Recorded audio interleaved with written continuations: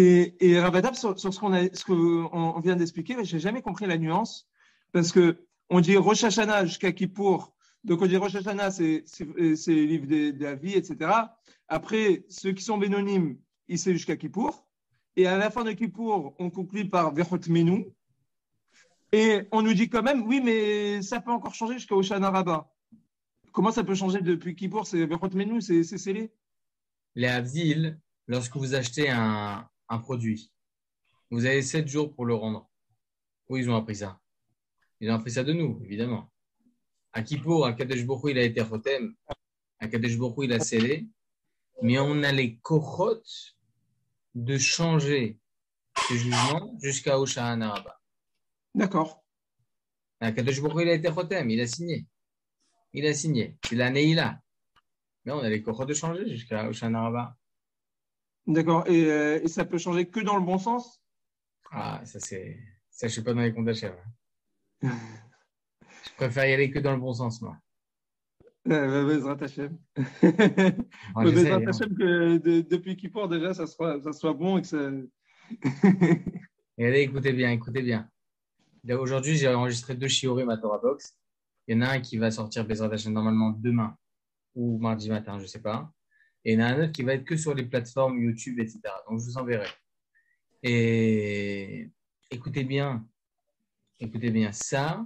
Et je l'ai entendu du Rav Baruch Rosenbloim, ok, de Bnei Brak. Il a donné un shiur il y a quelques jours à Bnei Brak. Il a rapporté un Tana d'Eveliaou. Aujourd'hui, j'ai donné shiur à des petits jeunes à Betvagan qui font des chevaux, etc. Je leur ai rapporté ça. Ils étaient comme des fous. Comme des fous. Écoutez bien, les amis. Pourquoi? Alors, peut-être cette question, vous l'avez entendue 10 000 fois. Mais à mon humble avis, la réponse, elle est exclusive. Parce que moi, c'est la première fois que je l'entends. Ça veut rien dire, hein. Peut-être que vous l'avez déjà entendu. Et pour moi, ça a été un chidouche extraordinaire. Pour quelle raison? On chante Adon Aselichot, Hatanu Lefanecha. On chante. C'est extraordinaire quand même. J'ai fauté Hachem. L'Avdi Ben Kodesh Lechol. Une personne demain, en pleine plaidoirie, un Bichai, le gars il a tué, il va voir le juge et il dit regarde, ça sert à rien que j'ai un avocat, je désire un truc de fou. J'ai fauté, j'ai tué, le gars je l'ai enterré. Un fou le gars. Et il est joyeux en plus, hein. Chez Mishmor. Chez Mishmor, est-ce que Béhémet, allez, tu sais quoi? T'es à Kippour. Fais-toi petit. Fais-toi petit. Mets-toi à côté. Hatati, Aviti, Pashati. Je sais pas. Adon, Selichot. Hatanu lefanecha. On le dit pendant tous les slichot. En plus, à Kippour, on le redit plein de fois. Plein de fois. Et on chante. On est joyeux. Et on chante. Pour quelle raison, les amis? Pas Stam. C'est des minagim séfarades. Mais pourquoi? Écoutez bien. Ah, c'est un chidouche. À mon avis, c'est un beau chidouche. Le Tana d'Eve Eliyahu, il dit il y a une fois dans l'année que Akadosh Baruch Hu, il est joyeux. Alors, c'est quoi? C'est Hanouka. C'est un kiff, Hanouka. Pesach, Sukkot, Simcha Bet HaShoeva. Il dit Tana d'Eve Eliyahu, une fois dans l'année, Akadosh Baruch Hu, il est joyeux. C'est Hayom HaKippourim. Le jour de Kippour, Hachem est joyeux. C'est une fois dans l'année, il est joyeux, Hachem. Le jour de Kippour. Il dit, Tana Develio, pourquoi? Il dit à Kadosh Baruch Hu, c'est le moment où je vois mes enfants déverser ce qu'ils ont fait. Déverser, à Kadosh Baruch Hu, j'ai fauté. À Kadosh Baruch Hu, j'ai fait ci. À Kadosh Baruch Hu, j'ai fait ça. Toute l'année, on est joyeux, Baruch Hashem, Hanouka, Sukkot, Pessah. C'est pas un chidouche.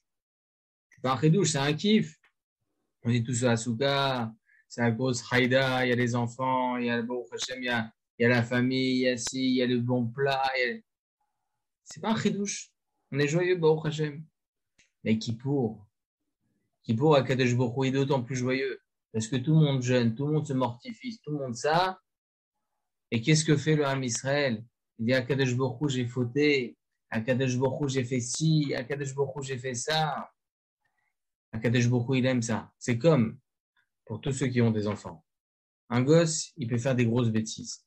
On va dire un enfant de 5-6 ans, d'accord? Des bêtises, et il a cassé quelque chose, il a cassé ci, on est énervé.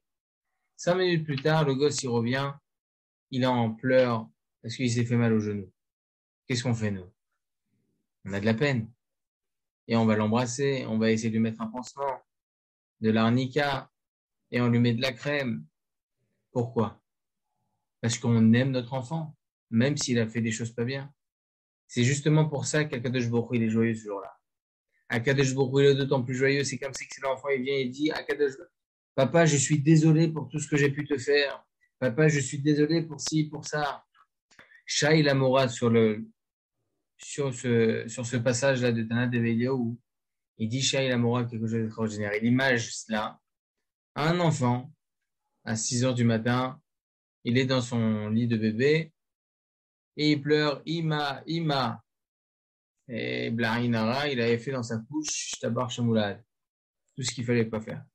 Ima, Ima. Et la maman, elle est crevée, la pauvre. Elle est fatiguée, elle se lève pas, elle se lève pas, elle se lève pas. À un certain moment, le bébé, il dit Halas, et je l'enlève tout seul la couche. Et il enlève tout seul la couche, Hachem pas. Tous les enfants, ils partent, et ça sent mauvais, c'est dégueulasse. Et il en a de partout. Comme ça, il dit le Shai Lamora. Qu'est-ce que fait la maman quand elle se réveille? Qu'est-ce que fait la maman?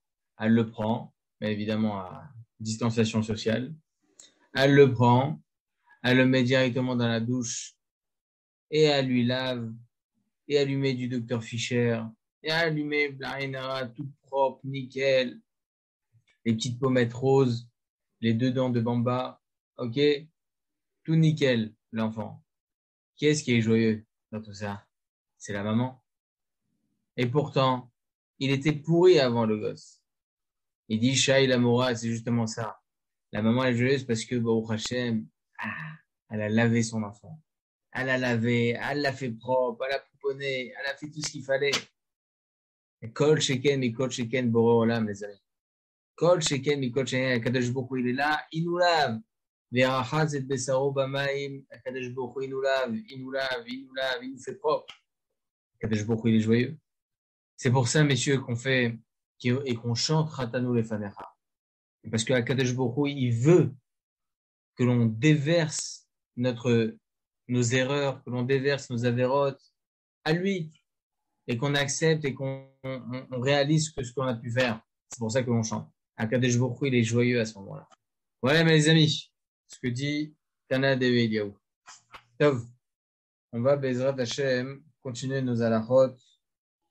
J'aimerais vous rapporter une halakha, messieurs, qui est rapportée dans le Shulchan Aruch. C'est Siman Kuf Nuntet. Le Seif Aleph, on l'a fait et on a parlé assez longuement du Siman Kuf Nuntet. Encore une fois, je m'excuse, Mikol Aleph, que je ne vous ai pas scanné.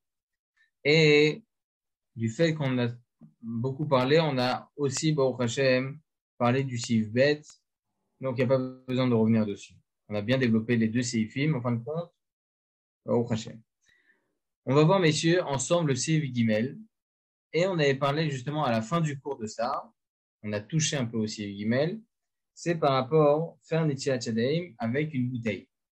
Alors que le boulot est assez étroit, est-ce que l'on peut faire un Netilat Yadayim directement à partir d'une bouteille? Alors justement, qu'est-ce qui va nous parler de cela? Maran HaShulchan Aruch, Seif Gimel. Évidemment, il ne va pas parler du sujet, mais de ce Shulchan Aruch, on va apprendre la halakha. Il dit Maran HaShulchan Aruch Rabbi Yosef Karo, Siman 159, Siman Kuf Nuntet, halakha 3, halakha Gimel. Keli, chez Marzik Rebe'id, chez Somchim Oto, ואם לא ישמחוהו ישפכו המים ולא יישאר בו רביעית, אינו כלי. Il dit comme ça, un ustensile qui a un réceptacle qui peut contenir un révite, ok? Chez son primoto, ואם לא ישמחו ישפכו המים ולא יישאר בו רביעית, אינו כלי. Il dit quand est-ce que ça peut recevoir un révite d'eau, qui peut contenir un réveil d'eau uniquement si je le tiens à 35 degrés et attention, il ne faut pas que ça tombe. Mais si maintenant je ne le tiens pas à cet ustensile, je le laisse tout seul et qu'en fin de compte l'eau va se déverser parce que sans le tenir, ce qu'il dit, eh bien il ne tiendra pas. Dans ce cas de figure, on ne pourra pas considérer l'ustensile en question, le keli en question, comme étant un keli. Halakhiquement parlant, on ne peut pas le considérer comme tel. Pourquoi? Parce que tout seul, il ne détient pas un révit. Il ne peut pas tenir et donc automatiquement, il va déverser toute son eau.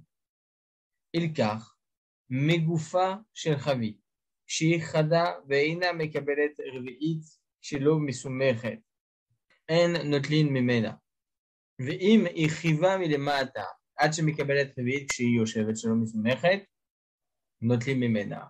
À l'époque, messieurs, il y avait une mégoufa chez le Rabbi, c'est quelque chose qui retenait le tonneau, qui c'était assez aiguisé. Et donc, le fait est que c'était aiguisé, l'ustensile en question ne pouvait pas contenir un réveillite, ok, lorsque l'ustensile en question était allongé. Mais si maintenant on le tenait un peu penché, eh bien, ça pouvait contenir un réveillite. Là, la halakha sera différente. Et notre limemena, on a dit que on ne peut pas considérer ce keli comme étant un ustensile. Si maintenant on a un peu élargi, et donc sans tenir, ça retient un réveillite, on peut considérer cela comme étant justement un keli pour netilat yadaï. Il a fait me. Donc on voit, messieurs, qu'un ustensile qui peut être considéré comme étant un keli pour netilat yadaï, c'est uniquement dans le cas de figure qui peut contenir un réveillite. Dans le cas contraire, on ne peut pas considérer ce keli comme étant un keli pour netilat yadaï. Il a fait me. J'ai pas trop compris ce Shulchan Aruch, ça veut dire quoi? C'est-à-dire que si je le fais tenir si je prends une bouteille, je le fais tenir debout, là ça contient un révit, la bouteille. Si je la mets allongée. Si maintenant la bouteille elle ne tient pas toute seule, et attention, je précise, si elle ne tient pas toute seule, automatiquement toute l'eau elle va tomber, il ne reste même pas un révit à l'intérieur. C'est-à-dire que ça ne peut pas contenir un réveillite si je ne le tiens pas. Dans ce cas de figure, alors on ne pourra pas considérer que le keli comme étant un keli. D'accord. Mais on n'a pas encore parlé de la bouteille, on va en parler justement tout de suite, pour bien comprendre le sujet. D'accord? En fait, c'est un test pour savoir si c'est apte à être utilisé comme keli pour Netilat Yadayim, le fait de contenir après sa chute un réveillite. Est-ce que, voilà, c'est pas après sa chute. C'est-à-dire que si l'ustensile en question potentiellement. Voilà, il ne tient pas. Il ne tient pas, et donc je le lâche lorsqu'il va être allongé, cet ustensile. Est-ce qu'à l'intérieur, il va rester encore un réveillite ou pas? S'il reste un réveillite, c'est bon. S'il reste plus un réveillite, c'est pas bon. Ça ne contient pas un réveillite, même si techniquement parlant, je peux lui faire tenir un réveillite si je le tiens, l'ustensile, c'est pas bon. Il faut vraiment que ça tienne tout seul. Ou bien que c'est marzik, ça contient un réveillite comme ça. Et l'homme chané, s'il y a un problème de goulot, d'étranglement ou pas, c'est-à-dire si le goulot est petit et pour sortir le réveillite, ça prend beaucoup de temps, il y a un chiour de temps ou pas? Il n'y a pas un chiour de temps. Tant que justement, Khazak, j'allais vous donner la réponse, c'est par rapport à la bouteille. Ah, vous m'avez presque eu. Je vais juste prendre un petit verre d'eau, les amis, qui contient un réveillite. Une petite seconde. Alors, justement. Et Ravatab, c'est quoi cette histoire de pencher, que si on peut le tenir penché? Alors, je vous explique. C'est pas un keli, c'est un keli que je peux tenir penché. Je vous explique. Vous avez un verre. Je vous explique, vous avez un verre. Ce verre, on va dire que il est complètement cassé en bas. OK. Mais il n'est pas, c'est-à-dire, il n'est pas fissuré. Il est cassé. C'est-à-dire, il ne tient pas. Okay. Vous avez, par exemple, aujourd'hui, un verre à pied. Les verres sans pied. Ça s'appelle les verres de cocktail, je crois. Top. Les verres sans pied. Et voilà, on va parler du verre sans pied. Très bien. Est-ce qu'avec un verre sans pied, on peut faire des tchatchadai? C'est un verre à pied que son pied s'est cassé, quoi. Par exemple, ou bien des verres sans pied. Donc, ça ne tient pas seul. Ça se renverse s'il n'a plus de pied. Il a fait. Si je le laisse comme ça, le verre, je le laisse allongé, est-ce que l'eau qui va être à l'intérieur, est-ce qu'il va rester encore un réveillite ou pas? Est-ce que ça peut contenir un réveillite tout en le laissant allongé? D'accord. C'est ça la question. Oui, mais c'est quoi lorsque le Shulchan Aruch dit si je le penche un petit peu et qu'il peut contenir, mais si je le lâche, il va pencher complètement? Non, c'est pour ça que ça ne marche pas. Ah, d'accord. Il dit le Shulchan Aruch. On ne peut pas. D'accord, même s'il peut. D'accord, ok. D'accord? D'accord. Un verre sans pied, ça existe, encore une fois, ça existe, les verres sans pied. Il y a un verre avec un pied, mais il est cassé. Si il ne peut pas contenir un réveillite lorsque je le laisse allonger, eh bien, on ne peut pas faire dessus Netilat Yadayim. C'est pour ça qu'avec un verre sans pied, on ne peut pas faire Netilat Yadayim. D'accord? Impossible. Impossible. C'est ça, justement, excusez-moi, c'est ça, justement, ce que l'on va apprendre grâce à cette nuance-là. On va apprendre pour la bouteille. Oui, monsieur. Excusez-moi. Il y a des verres comme ça, alors maintenant c'est peut-être à mode, j'en sais rien. Il y a des verres qui sont en oblique. Je ne sais pas si vous avez déjà vu ça dans les mariages ou dans des restaurants. Quand on les met comme ça, mais l'eau reste à l'intérieur, donc elle ne s'écoule pas. Donc on pourrait l'utiliser celui-là? Bien sûr. Tant que c'est un pied qui le tient, ce n'est pas quelque chose d'autre qui le tient. D'accord, donc tant qu'il a lui son équilibre à lui. Exactement. D'accord. Vous avez dit le mot. D'accord? Alors, maintenant, messieurs, ce qui va m'intéresser, c'est par rapport à la bouteille. On en a parlé, mais c'est important de connaître les raisons, de connaître les sources, de savoir les raisons d'être pour chaque chose, le pourquoi du comment. D'accord? Alors, il y a écrit comme ça. Je vais vous rapporter ce qui est écrit dans le Siman Kouf Samerbet, Siman 162, que Bezrat Hashem on développera au moment où on y arrivera. Et pour l'instant, j'aimerais y aller là-bas, à la Chagimel. Parce que on vient de voir maintenant que le Kéli, il faut qu'il contienne un réveil. Il faut qu'il contienne un réveil. Pourquoi? Parce que lorsque je vais devoir faire un étiage, je dois mettre un réveil sur mes mains. Si maintenant, le réveil, il ne tombe pas d'un coup sur mes mains, il vient petit à petit, est-ce que ce serait bon ou pas? Alors, regardez ce que dit Maran à Shulchan Aruch, Siman 162, Halacha 3. Il y a écrit comme ça. Natal mixat yado. Vechazar veosif benatal anisha miyado. Are yado temea kmo shaita. De'en etila la chatzain. Celui qui a procédé à l'ablution de main sur sa main.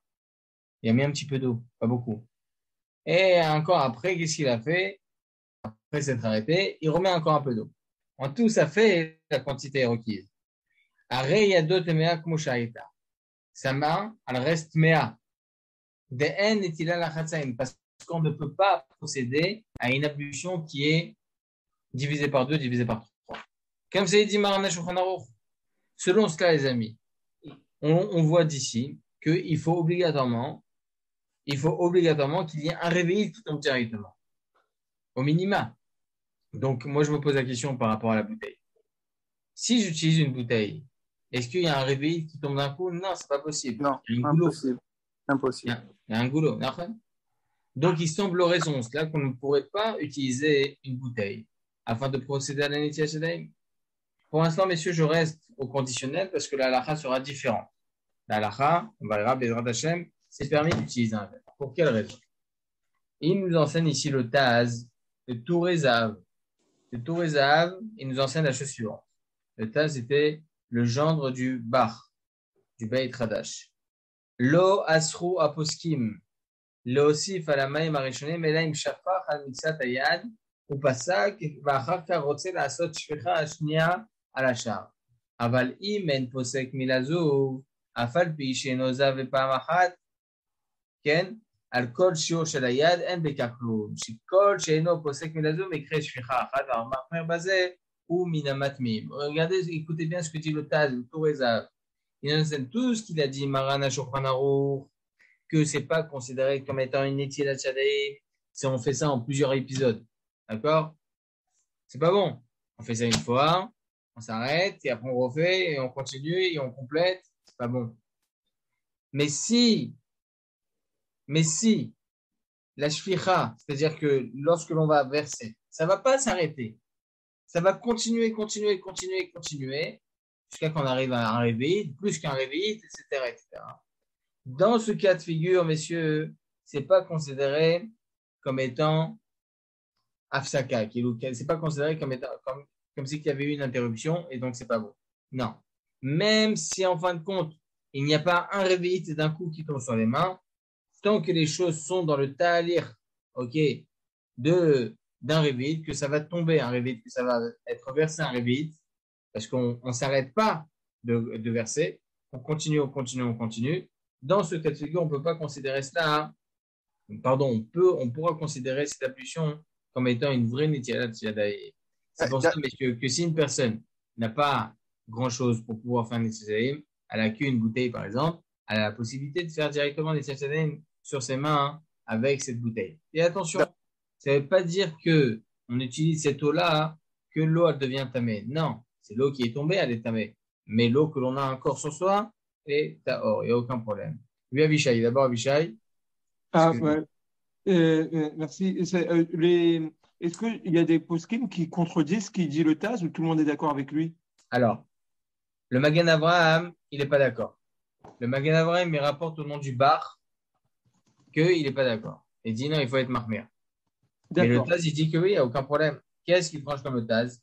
Même le Mishnah Berurah, le Aruch HaShulchan, le Shut Chalkat Levi, le Shut Betzala Chochma, le Shut Besharim Ametuim Ba'alacha, le Shut Machane Yehuda, le Zefer Kaf HaChaim, Rabbi Masliach Mazouz aussi, il tranche comme ça dans Yechon Or Torah. Ok? Et Maran Rabbeinu Ovadia Yosef, comme ça, il tranche l'Alacha. Le Yalkut Yosef aussi, il tranche comme ça l'Alacha dans le Sivan 159, Alacha 2. Et est-ce que ça veut dire que le coup de la bouteille, en général, c'est quand on fait un pique-nique? Des fois, quand on fait un pique-nique, il peut y avoir un fleuve à côté. Est-ce que ça voudrait dire que vaudrait mieux faire Netilat Yadayim directement dans le fleuve si on a une bouteille? Ou est-ce qu'on se dirait non, mais la halakha elle est comme ça, je fais avec la bouteille, ça suffit? Vous n'avez pas de verre, par exemple? Ouais, souvent dans un pique-nique, il y a des verres. Mais pour répondre au profond de votre question, ouais. Est-ce que c'est mieux de tremper ses mains dans un lac, ok, dans un fleuve, ou bien c'est mieux de faire Netilat Yadayim avec une bouteille? Moi, je pense que Netilat Yadayim avec une bouteille, c'est mieux. Ah ouais? Parce que le lac, tout le monde est d'accord, non? Il n'y a pas de marque Oui, locale. mais c'est de vie-là. D'accord. Bien que le lac, c'est buvable, non? Pas un chien. Ouais. Donc, on peut faire Netilat Yadayim avec. Même la mer, c'est pas buvable et on peut faire dans la mer. Non, il y a une différence. Ouais. Dans un lac qui est buvable, on a le droit de prendre un verre et faire Netilat Yadayim. Verser l'eau sur les mains, etc., faire Netilat Yadayim. Sur la mer, on ne peut pas faire ça. Oui. Parce que la Netilat Yadayim n'est pas faisable de mer, parce que c'est imbuvable. La seule chose que l'on peut faire, c'est tremper ses mains, comme une femme nida. Une femme nida, elle a la possibilité d'aller à la mer pour se viliser. D'accord? Pourquoi? Parce que cette vie-là, c'est pas la même chose que Netila. Netila, c'est des halachot, et Tvila, c'est deux halachot. Ça veut dire que la bracha, c'est pas la même? Comment? On dit al-tevilat yadayim. Dans ce cas-là, on dit pas non, al-netilat yadayim, on restera. On dit aussi al-netilat yadayim. D'accord, mais ça veut dire que c'est mieux de faire. D'accord, ok. Que l'eau n'est pas buvable, ou en l'eau de mer, ça voudrait dire que si je décide, si je n'ai que ça à la maison, cas théorique, j'ai une bouteille d'1 litre de whisky, je peux me laver les mains? Avec il n'y a pas tous les liquides peuvent être considérés, peuvent être cachés. Un alcool, par exemple, pour dire un alcool, ou du vin, ou du jus de raisin. Pour Netilat Yadayim Rishonim, non. On est makpid à ce que ça soit que de l'eau. Et pour du birkat? Pour Maïm Achronim, on peut utiliser tous les liquides, tant que c'est buvable. Pas Maïm Achronim, celles qui sont avant de faire moti, pardon. Ah, c'est ça que je vous parle. On va parler de Maïm Achronim. Non, pour la Maïm Rishonim, pour Netilat Yadayim Rishonim, il faut faire qu'avec de l'eau. Qu'avec de l'eau. Comme celle du matin, la première. Exactement. Pour Maïm Achronim, tous les liquides qui sont buvables. D'accord. Maintenant, par rapport à la diffusion du goulot qui fait couler, comme on vous dit, il faut prendre un certain temps pour arriver au réveil, mais tant que ça coule, c'est bon. Est-ce que ça suffit la première, comment on va dire ça en français, le premier versement sur la main droite, par exemple, premier versement sur la main gauche, il y a eu révite. Est-ce qu'on est, alors dans ces cas-là, parce que ça va très lentement, est-ce qu'on a quand même l'obligation de faire encore les autres lavements des mains avec le révite requis, ou le premier jet qui est tombé, ça suffit? Un révite sur chaque main, c'est suffisant. Ça, c'est la halakha. Donc, avec moins d'un révite par la suite, si c'est vraiment, ça coule très lentement, ce serait bon aussi?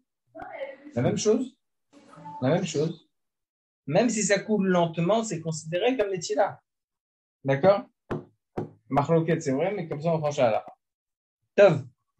Alors, je vous lis juste le Yalkut Joseph, les amis. Imen Sham Kli le Netila. Et la Bagbouk chez Pipstar. Yesh la Kli Litol Memeno Netia Sedem Nesuta. Le Wadin chez Montal Litol Adem et Bagbouk classique chez Chevra Tempo, etc. Il parle là-bas encore de profond. En tout cas, c'est permis selon la lacha si on n'a pas d'autre choix. Ok? On va juste lire, messieurs, un siman Kouf Samer Gimel, Kouf Nuntet. J'ai pris directement ce siman parce que dans l'ordre du Yalkut Yosef, il rapporte le Sif Gimel chez nous dans le siman Kouf Nuntet, Sif Gimel, il dit le Rébit, etc. Et par extension, il en vient à ce que l'on vient de parler dans le siman Kouf Samer Bet. En tout cas, voilà, je vous lis le Shulchan Aruch, les amis. On vient de le lire, mais là, je n'ai que chez Marzik, chez son primoto. Veim lo ismecho yishefro amaim, velo yisher bo revi'it, eno kli, yikach megufa shel chavit, שהיא חדה, ואינה מקבלת רביעית שלא מסומכת, אין נוטלים ממנו. ואם היא חברה מלמטה עד שמקבלת רביעית שהיא יושבת שלא מסומכת, נוטלים ממנה. טוב, ok, ça c'était juste le Shulchan Aruch. Bezrat Hashem, on va lire ensemble le Kitzur Bet Yosef. Kitzur Bet Yosef, donc la page, même tête à Moudalef, il y a écrit là-bas. Klish Marzik Revi'it Notli Memena. Donc un Keli qui peut contenir un Revi'it, on peut faire dessus une Etiat Shadeh. Ita Bagmara, c'est rapporté dans le traité Choulin 107a, Marava, Megoufat Ravit Shetikna Notli Memena Ilayadem. Oberesh Rashi Shetikna. חקקה לקבל רביעית, אפילו ידמי יקרא לה והשתמוש אבדה ואין חלה עשו לתוכו. אולם הגאון רבנו יונה הקשה על זה דין כן, מה יקרה משמעת רבה? פשיטה, לפיכך פירש מדברי התוספות, שבלא חקיקה היא מקבלת רביעית, אלא שמשופעת היא ואינה יושבת אלא מסומכת, ותקנה היא שהחיבה מלמטה שיושבת בלא מסומכת, וקודם שתקנה אין נוטלים ממנה, משום שאין בית קיבול שלה חשוב, כיוון שאם בא להושיבה בלא סמיכה היו המים נשפכים, אוקיי? ולא היה, je vous explique ça tout de suite, ולא היה נשאר בהם רביעית, וכן משמע בהסחת ידיים, וכן כתבו הראש. Là ici, il nous enseigne quelque chose d'intéressant. Il dit pour quelle raison un ustensile qui ne peut pas contenir un réveillite d'eau, ok, lorsque je l'allonge par exemple, lorsqu'on ne peut pas le laisser sur pied, c'est impossible. On est obligé, voilà, ok, ils allongent. Pour quelle raison on ne peut pas considérer ce qu'il est là comme étant un keli pour pouvoir faire une tchadem? Il nous enseigne le Kitzur Bet Yosef. Le Bet Yosef, il nous apprend qu'un keli qui est comme ça, qui ne peut pas contenir un réveil tel quel, n'est pas considéré comme chachou. Ok, n'est pas important. Et donc, c'est pour cela qu'on ne considère pas cela comme étant Netilat Yadaï. Ça, c'était le Kitzur Bet Yosef. Est-ce que, messieurs, il y a des questions déjà sur ça? Et la première halakha qu'on a enseignée sur le fait que ça doit être debout ou pas, c'était pour dire qu'en fait, la bouteille, elle peut être debout. Quoi. Si elle est debout, c'est bon? Ouais. Si elle tient toute seule, c'est bon? On peut faire une session dessus. Ça voudrait dire que si on a une bouteille, par exemple, il y a des fois des bouteilles qui sont écrasées comme ça, elles ne tiennent pas debout, elles tombent. Donc là, on ne pourrait pas faire une dessus. On ne peut pas du tout les faire tenir? Des fois, vous savez qu'on a des packs de 6 comme ça, il y en a qui sont écrasés et la bouteille elle ne tient pas debout. Donc dans ce cas-là, ça serait. Vous ne pouvez pas la remettre normale? Ah non, quoi, parce que même vu que le goulot il est au milieu de la bouteille, même s'il y a de l'eau qui tombe, lorsqu'elle va tomber, parce qu'elle va se pencher, elle va tomber, il va rester un réveil dedans. Donc du coup, il n'y aura pas de problème, même dans ce cas-là. Exactement, la chaura. Ok. D'autres questions, les amis? J'aimerais juste qu'on voit ce que dit le Mishnah Berurah. Attendez. Troisième ligne de la linéa Yudbet. Vayen b'magan Avraham. Seif katan gimel shere bazeh ve'ela de'en lakel bazeh b'chol gavnet de'oi v'i shever keli lo chashiva klal ve'chen uda'at agra v'vi'o. Il nous dit ici, pardon, excusez-moi. Voilà. הראשון אפילו דיון להקל בזה, אלא אם כן יחדל לתשמיש, ואין מגן אברהם סביב קטני וישאר בזה, ואין להקל בזה בכל גאונות, דואיל וישב אפילו חשיבה כלל. Et il dit à partir du moment où cet ustensile ne peut pas contenir un réveil, c'est considéré comme un ustensile qui est cassé, il n'a aucune importance. C'est aussi l'opinion du Gaon de Vilna. Ok,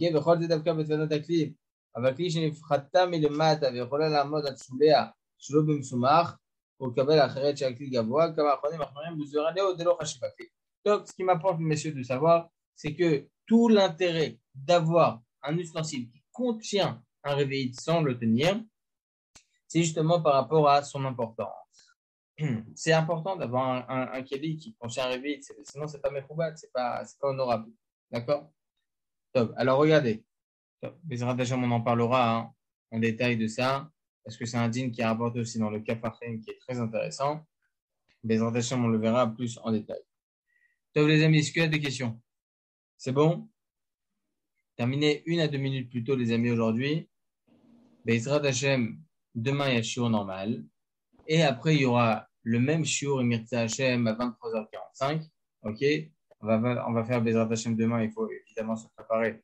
Ilchot Yom Kippour, Mirza Hashem, pour que Bezrat Hashem on puisse bien tout connaître, tout savoir avec l'aide d'Hashem. Ok, les amis? Chazak ou Baruch, Besorot Tovot, Gmar Chatima Tova, et Bezrat Hashem à demain soir. Besorot Tovot, Kol Tov.